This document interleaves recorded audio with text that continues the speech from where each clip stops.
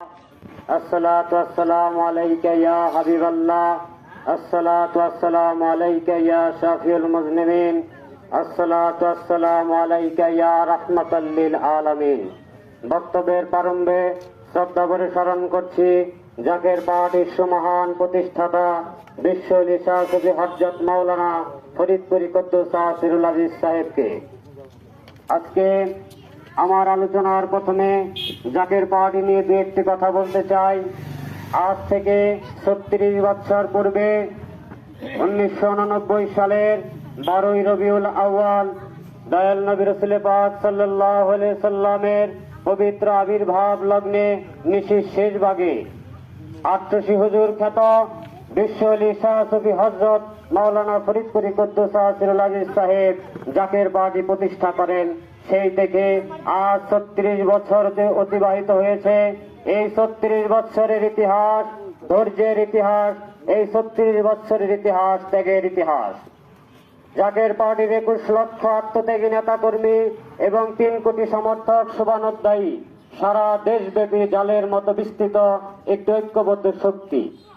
এইরকম একটি শক্তিশালী সাংগঠনিক ভিত থাকার পরেও ক্ষমতার জন্য দেশে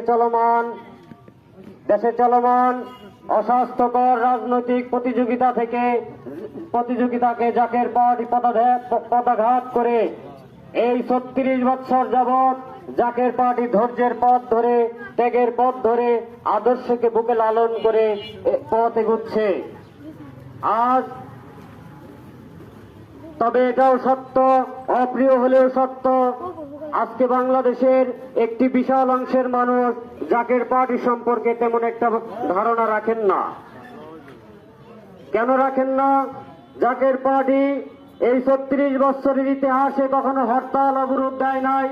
জাকের পার্টি ৩৬ বছরের ইতিহাসে কখনো মানুষের জানমালের ক্ষতি হয় এমন কোন কর্মসূচি জাকের পার্টি কখনো দেন নাই।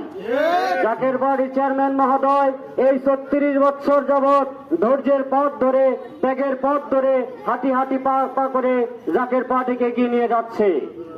আজ এই ৩৬ বছরে জাকের পার্টি চক্রান্ত, ষড়যন্ত্র, সংঘাত, রক্তপাত করে বহু আগে জাকের পার্টি ক্ষমতায় যাওয়ার মতো পরিবেশ সৃষ্টি করতে পারত।